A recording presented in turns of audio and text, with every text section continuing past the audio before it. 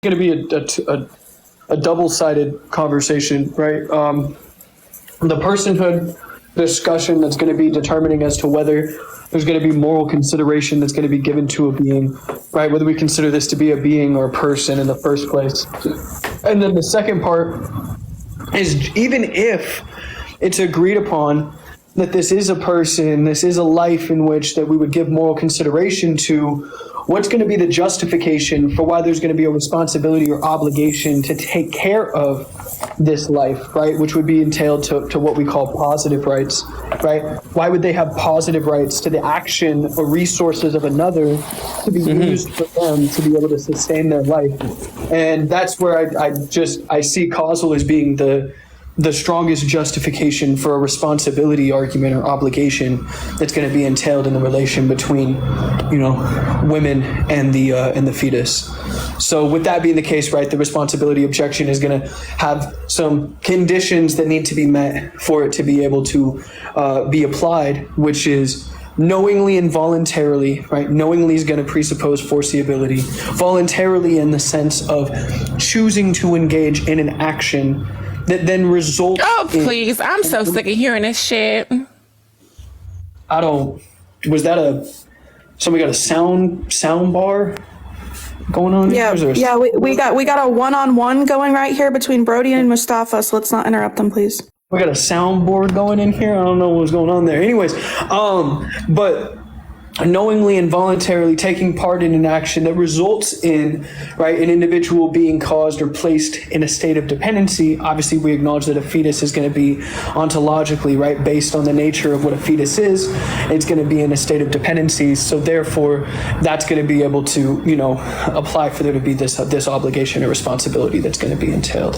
Obviously, that presupposes with the voluntary aspect, that it would give the so.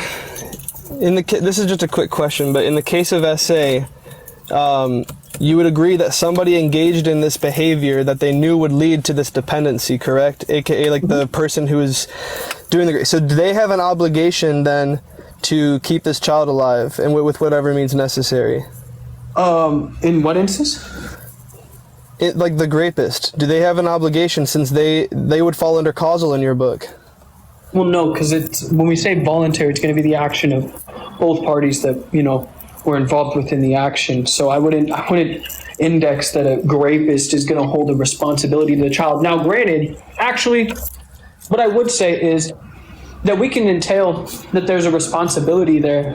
But if the woman ultimately decides to go get the abortion, the responsibility that would befall on the rapist would be that by virtue of his actions causing for the pregnancy to occur, that it would just be added on to his sentencing that, not only would he be charged for rape, but he would also be charged for, the sense of like involuntary or voluntary like manslaughter, like because his actions resulted in the ending of the life of the third party that was caused to be in existence via his actions. So should he be responsible for keeping this child alive? If the woman chooses to keep it? Well, regardless if the woman chooses to keep it, it seems like he would have this obligation because he caused it, right? Well, again, I already stated, like, if the woman chooses to get rid of it, that's where his responsibility is going to fall. If the woman chooses to keep it, right, then yeah, I would say that there would probably be some kind of a stipulation where he would, from behind bars, he would have to, monetarily support or send money to the woman. Okay, so as long as the woman, as long as the woman chooses to keep it. So up until what point can the woman choose not to keep it? Well, what do you mean? Is there a limit at which, like, okay, the development of the child has reached a certain point where now she must be obliged to keep this child? I think that if it's a sense where we're able to prove that, because I've kind of wrestled with this in the instance of like to viability. I think that if there's an instance that we're capable of being able to prove or show that like she specifically, like let's say like, in a free society where abortion is accessible, if she just chose not to go and get this abortion and then it hits viability, you might be able to make an argument that, yeah, there seems to be some incurred responsibility on her end to have to carry the pregnancy. But again, I'm kind of agnostic on that. Like I wrestle with that view. So for now, I would just say like, no.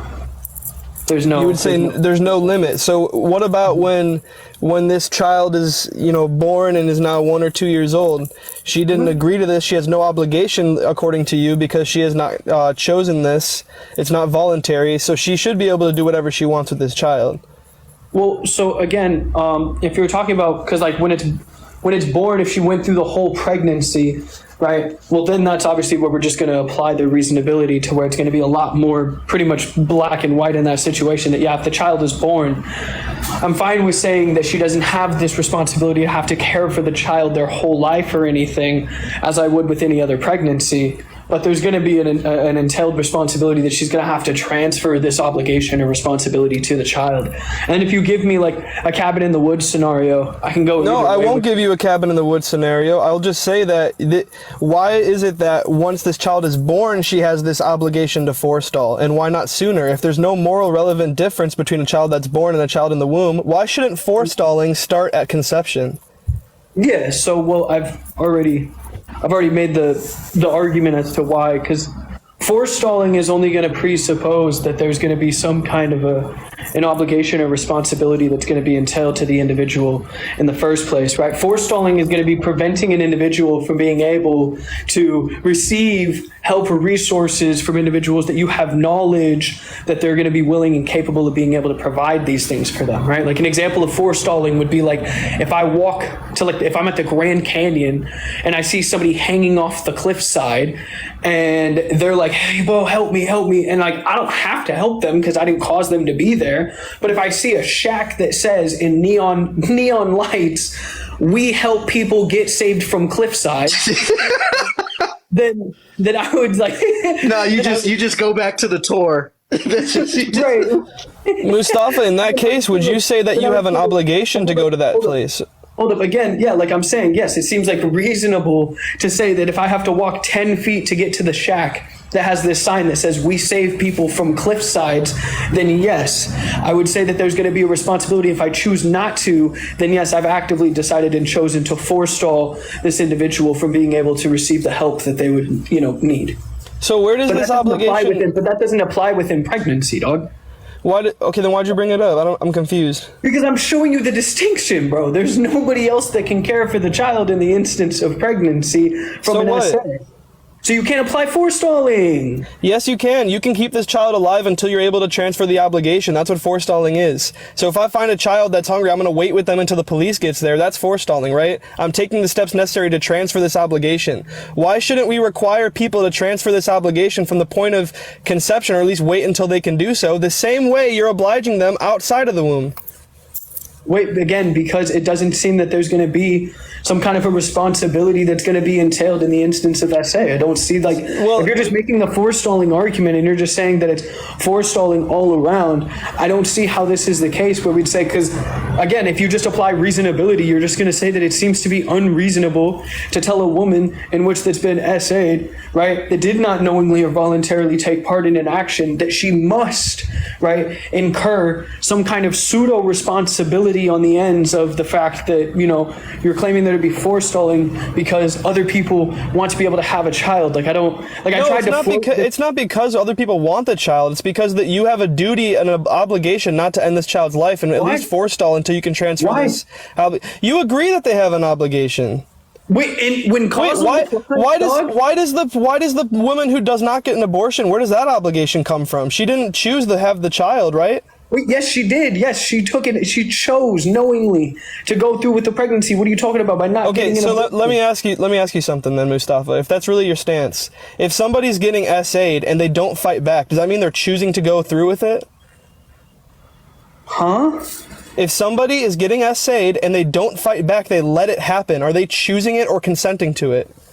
Wait, no, that's not the argument that I'm making. I'm stating that because of the amount of time in which that the individual has of 9 months of pregnancy, and again, I stated that this would be in the purview of a free society where abortion would be accessible, so she has the accessibility to be able to go and get an abortion, right? Then she decides not to for the whole pregnancy, then at some point in that 9 month time frame, I'm going to say, yeah, seems reasonable to say that you decided to incur or take on this responsibility. Again, I will ask you again. In the case of SA, somebody is not taking steps. Maybe there's a gun right next to them. Maybe there's a pew. Maybe there's a way they can resolve it. You're saying by not resolving it, they are then therefore consenting to it. And I can't make that leap with you.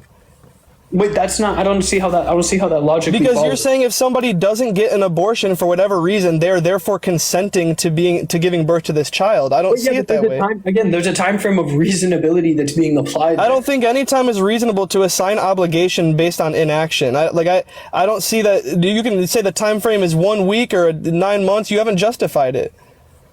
Wait, it's just gonna come down to like what we find to be reasonable. I don't see how. You have to justify why it's reasonable, my guy. You can't just keep saying it's what I find to be reasonable. Yeah, again, I've explained how I see it to be reasonable and unreasonable. You just keep saying that I have to justify it. I feel that through my description or explanation as to how it's going to be, reasonable or unreasonable is going to be clearly shown that my intuitions are just going to be lining me towards the fact of stating that it doesn't seem like it's reasonable to expect or try to say that there's some incurred responsibility on an individual that's getting SA'd that doesn't fight back. Because there's a multiple variable analysis that can be taken into consideration there, right? There's so many other variable factors where the woman could just be like paralyzed by fear. She could just like all of these things can be taking place and be present. Whereas in the fact of an individual that chooses to not get an abortion for 9 months of pregnancy, at some point in time in that time frame, they clearly incurred a responsibility. Like, sorry, like, I don't know what you want me to tell you. You don't have to apologize. I would love it if you could just give me one example of somebody choosing not to resolve something equaling them consenting to it. Like, is there any other instance you can think about where you can just say, well, I'm not resolving this, therefore I want it to happen? Like, I don't know why that's reasonable to you. I don't know what you mean by that when they're saying, I'm choosing not to do something, therefore I'm consenting for it to happen. Yeah, that's your argument you're making. You're saying that if they chose not to get an abortion, they didn't resolve this issue they had, therefore they have an obligation. And you say obligation comes from consent. So you're saying that they're consenting to it or they're wanting it because they didn't get an abortion. I think that's wild, man. You wouldn't have that same standard for SA. You wouldn't have that same standard for anything, I don't think. Yeah, I would say like, I don't know. It depends. It's like, cause like in the instance that like I could give, it's just going to depend on the purview of like property rights, right?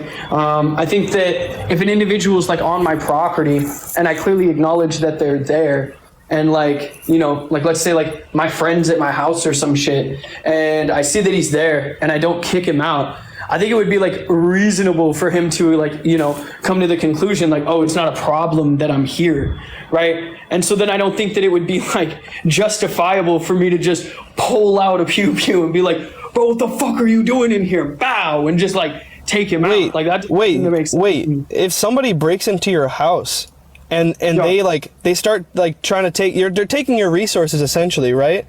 And let's say you have the ability to put them down, but you can't bring yourself to do it and you just watch it all happen, okay? You can't bring yourself to do anything about it. Does that mean that you allowed them or consented for them to take your stuff? Wait, I don't think I entailed, because the point that I'm just stating is that you asked for an example. At what point? How long will they have to be there? Because it's a time frame. How long? You asked for an example where this occurs. I gave you an example where if an individual is simply just in my house, like my friend, and I just see him and I say like, what's up, dude? Like clearly making an acknowledgement that I see him. He knows this, right? And I don't say anything. Therefore, I would just say that it would be a reasonable expectation that he would have that like, oh, okay, like cool. Like he's fine with me being here, right? But so you don't have an obligation to him. Hello? That's the way that you would be able to state that you're consenting to something without necessarily consenting to the original action itself via non-action occurring, like tacit consent. Okay, but you're making a link and saying there is an obligation that's coming from this consent. What obligation would come from you seeing someone walk in your house and not doing anything about it? What obligation would arise from that? Wait, yeah, the point that I wouldn't be able to just sit there and like end their life just by like labeling them as all of a sudden some kind of like a trespasser. Okay, that's not really what I'm getting at, though. You're saying that if you choose inaction, it equals consent, which leads to an obligation. I'm saying no, it does not. Just because somebody is afraid of abortions or whatever reason, they're fearful, they don't want to get an abortion, does not mean that they are consenting to this. The same way in SA, if someone chooses not to resolve it, even if they have the means to, you would never say that they are consenting to it. They're just allowing it to happen, right? So I don't think this is where people who give the SA exception fall on their sword, because you're like saying there's a morally relevant difference because of the stage of development or something. Like, I don't see why it would be different inside or outside of the womb. Yeah, I think that it's going to come to the point where it's like we would just say that at some point in time, there seems to be a threshold of if you've allowed an individual to be able to have access to your resources, knowing that they're in this like needy, independent state, and you didn't take the necessary actions to prevent them from having access to your resources, and then eventually, right, just at some point, right, sit there and go, oh, I no longer want them, right, to be, taking from my resources, then we'd probably say that this seems to be like unreasonable, right? Like, and again, I can't give you like a definitive time frame. I'm just stating that it clearly seems somewhere along that lines. I'm going to say that, yeah, it seems to be unreasonable to expect there to be able to be this disconnection of like resources that result in the unaliving of this individual. So there is an incurred responsibility via like tacit consent. And I can't give you a definitive line. Like, I can't sit here and tell you, like, it's at 3 months. Oh, it's at 3 months and 2 weeks. Like, I can't do that because I don't know. I don't know specifically when that's going to kick in. But my intuitions just tell me at some point within that time frame, it definitely is going to kick in. There's just nothing that changes that would trigger this obligation. That's what I'm having a hard time. You can't point me to anything that changes in the relationship or in the nature of the child itself that generates this obligation out of thin air. You're just saying at some point it just comes into existence and expecting me to like I just don't see how that's like a good argument for this. Is this a 1v1? Yeah, I don't care, man. You can jump in.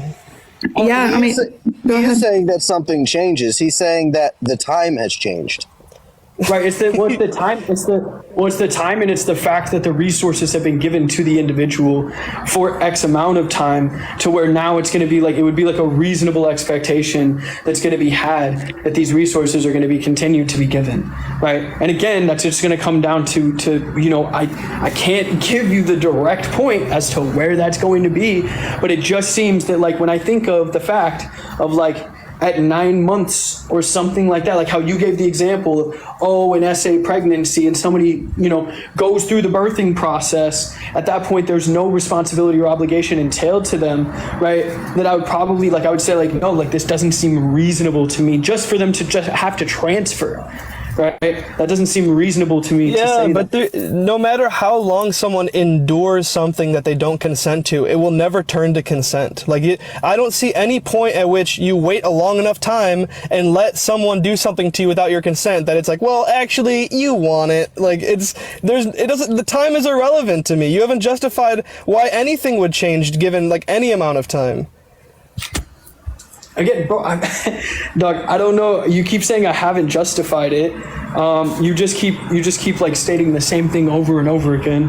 Tacit consent. True to you, man. Tacit consent is definitely the thing, and just because you state that it doesn't apply here, I don't know. I don't know. Well, you haven't shown me how it applies. All you're saying. I have, bro. No, but all I hear you saying is that at some point, tacit consent comes into existence and an obligation exists, without telling me what is changing or causing it to exist. Besides, time continued. That's not a justification, Mustafa. You need a better argument.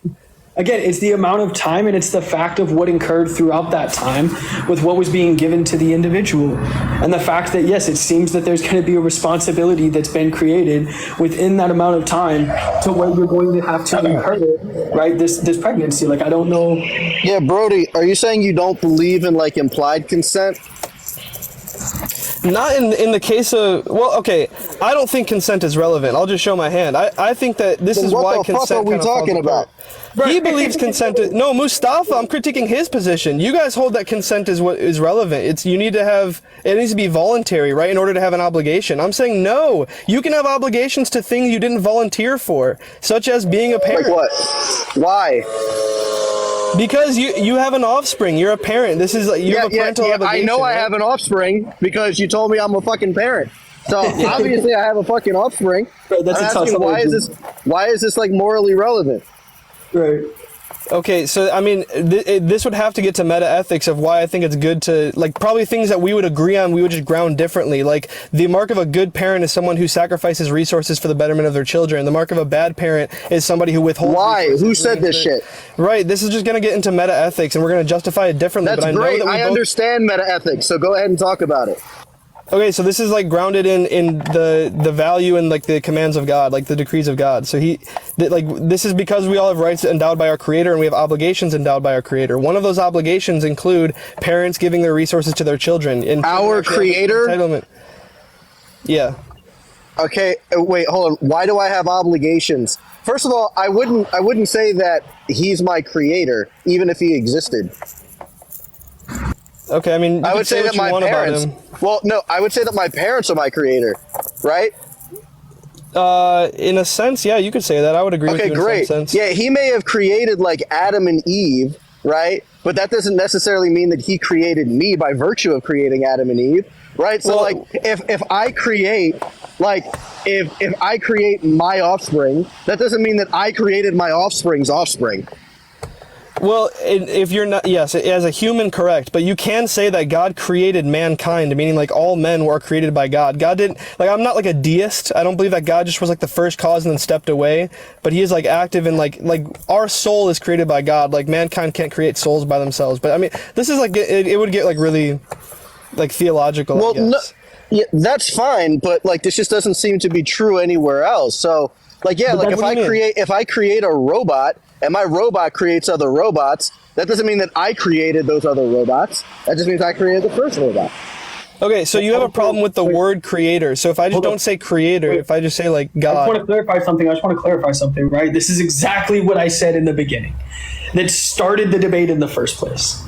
You will not have your mind changed because of the fact that you're presupposing, right, under your religious view as to why not giving the essay exception. Wait, Right? but we don't even need. It doesn't matter what I say of a justification because you're never going to see it as being any kind of a justified argument because it doesn't operate under the fact of what you're presupposing. No, because Right? you can't give. The reason is because Mustafa. Wait, can I say where this obligation? Can I say comes from, one like, thing? After wait, yeah. Wait, hold on. Even if that were true, we could just say that neither can you. Right? The only thing that you have said is that I need to abide by some Christian God that you believe exists, may not even exist, but fuck it, let's just say for the sake of argument, he does exist. Okay? So I need to abide by this being because he, thousands of years ago, created Adam and Eve. Somehow that means that I am beholden to this deity because he created two people a long time ago. No, that's not why. Well, then why? Because without God, you have no grounds for saying anyone has a moral obligation. You can't ground that anywhere. Why? Give me one good way you could. No, this isn't my... Wait, hold on. Yeah, it's not my fucking responsibility to give your opposing fucking position. You Wait, need you're to not- go ahead and tell me. I'm I asking need to you give. I need why. to give an opposing position. No, you're telling me. You're telling give me an that I opposing need to do position. this. I asked you why. Why is this the case? And you said, well, tell me why not. This doesn't answer my question.